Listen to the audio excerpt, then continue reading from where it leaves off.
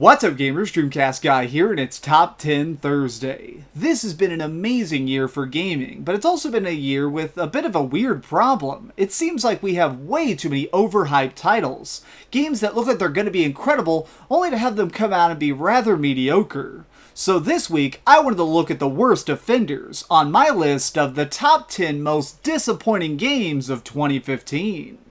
Number 10. Resident Evil Revelations 2. Making a good horror game is all about pacing an environment, being able to build a scary world, and then taking us on a tour through its nightmares. Resident Evil is a series that pretty much wrote the book on survival horror, and that's why it was a bit of a letdown this year when they released this episodic co-op shooter. Even when the most terrifying monster is about to rip you to shreds, you can't really let the fear sink in, because you have huge guns, tons of ammo, and another checkpoint is always just inches away. It's almost like they removed everything that made this series creepy in the first place. Hopefully the next Resident Evil game will get back to its horrifying roots. Number 9. Afro Samurai 2. When you hear the original idea of this game, it sounds awesome. A wild swordsman has been betrayed by his best friend, and now he's dead set on cutting a bloody path of vengeance all the way across Japan. With a plot that good, what could go wrong? Well, apparently everything. To start with, combat is a complete mess. Our hero basically just flails his blades around for 30 seconds in between 5-minute long cutscenes. This is almost more of a terrible TV show than a real game, because there's so little actual gameplay. This might be bearable if the story was good, but it's not, and you can't even tell because half the voice actors sound like they're asleep.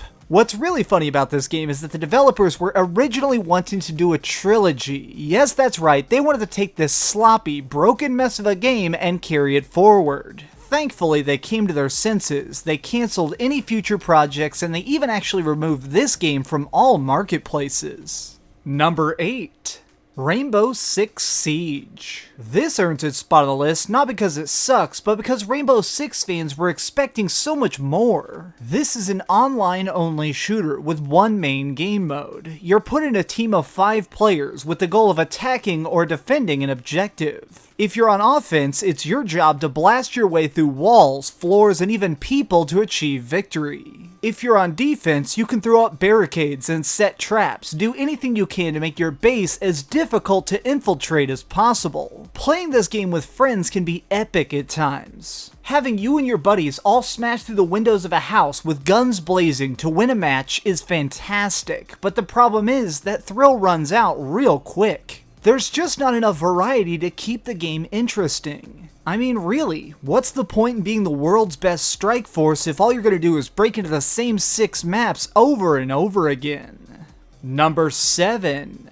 Godzilla. The king of all monsters, Godzilla. A creature that has somehow destroyed Tokyo hundreds of times. In the past, he starred in some great, larger-than-life fighting games, but this is one title that should have been left at sea. You can tell that the developers wanted this to look and feel just like the old movies. Characters walk slowly, buildings explode into sparks when you barely bump them, and each level ends with a painstakingly long duel between giants. By far, the worst part about this game is how you get around. When you press forward on the left stick, your character will lumber in a straight line, and in order to turn, you actually need to press L1 and R1. Yes, that's right, you steer with the shoulder buttons. This isn't a quick process either. Sometimes just turning around to fight back can take 30 or 40 seconds. It makes everything feel like an agonizing crawl. It takes some serious talent to be able to make Godzilla this boring.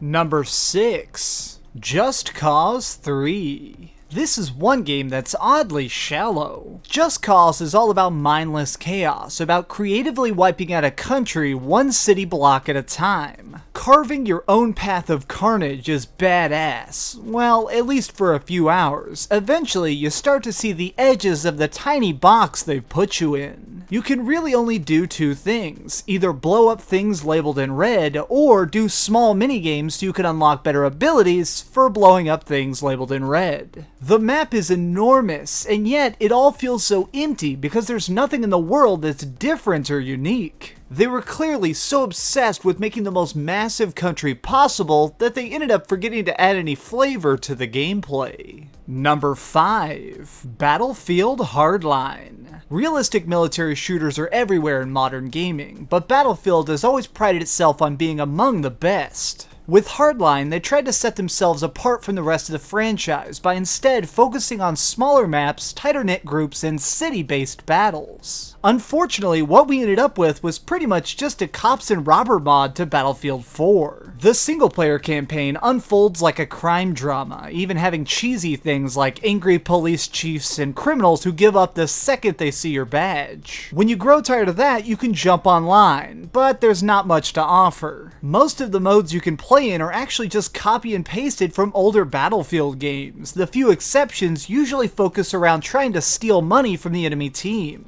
At its core, this game does play decently, it just doesn't have any heart. They could have dug deep and tried to bring us a fresh look at military shooters, but instead, they just sold us another bland experience.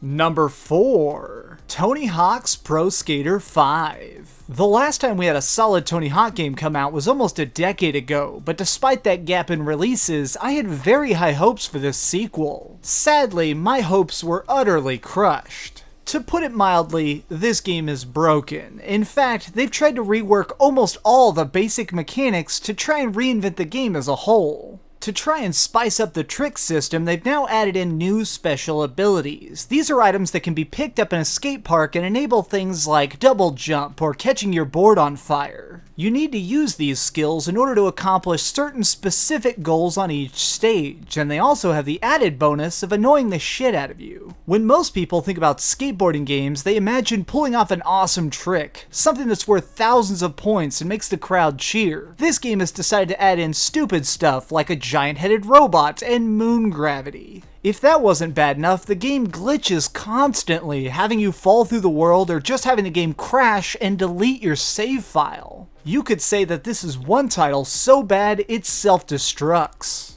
Number 3. The Order 1886. When this game was originally shown at E3, it looked like it was going to be a 4-player steampunk third-person shooter. Using futuristic weaponry, a couple zeppelins, and a lot of teamwork, we were going to be ridding London of a werewolf menace. By the time this game made it to launch though, it was a shell of what was promised. To start off with, the game is appallingly short. You can go from the very beginning to the very end in less than 5 hours, and most of that 5 hours is just listening to people lecture you about the war. This game never really takes the gloves off. It never lets you explore and love the world. Instead, it keeps you on a tight leash, pulling you from one event to the next. Visually, everything is stunning. Shadows are deep, enemies have subtle scars that show the pains of battles, and even guns gleam in a realistic way. These graphics come at a high cost though, because there's just no life anywhere in this game. The fact that they charged $60 for this hollow hunk of plastic is ridiculous. Number 2.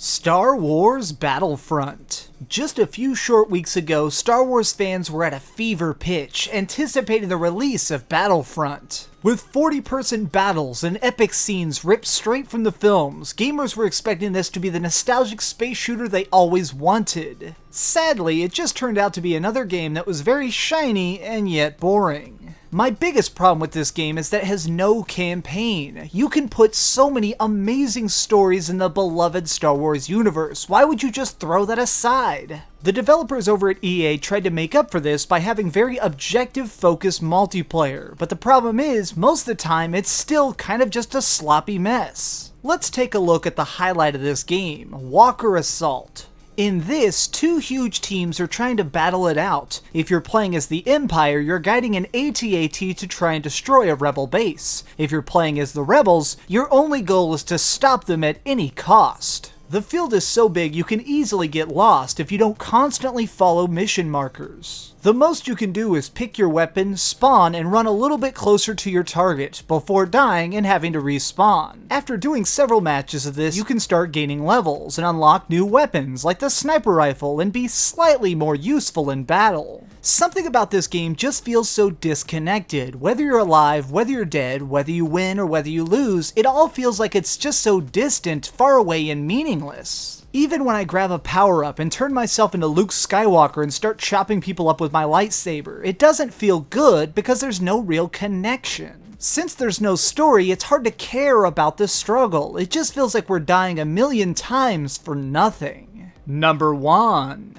Evolve.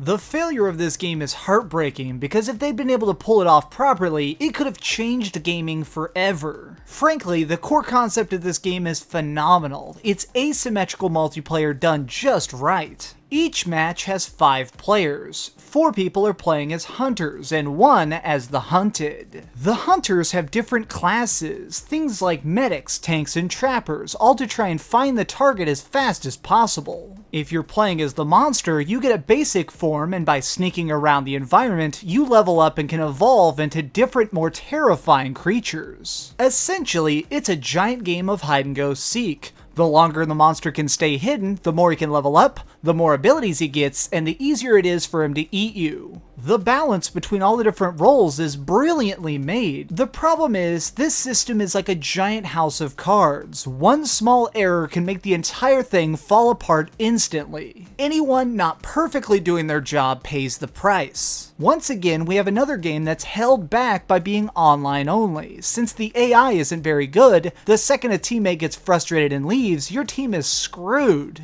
There's also a lot of pacing issues. When you're fighting something, it's a furious mix of action, and it's glorious, but then it's followed with 20 minutes of skulking around in the jungle trying to find the next clue. The average match takes about 30 minutes to complete, and I just don't know enough people that actually have that level of focus, and because of it, the community fell apart in days. If they had just made some minor core changes, this could have been the future of multiplayer gaming, but they messed it up big time, and for that reason, it wins my pick as the absolute most disappointing game of 2015.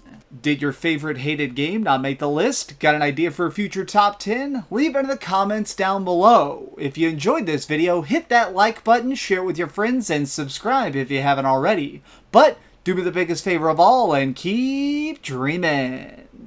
But seriously, nobody play Tony Hawk. Tony Hawk's Pro Skater 5 is a dumpster fire. Don't play it.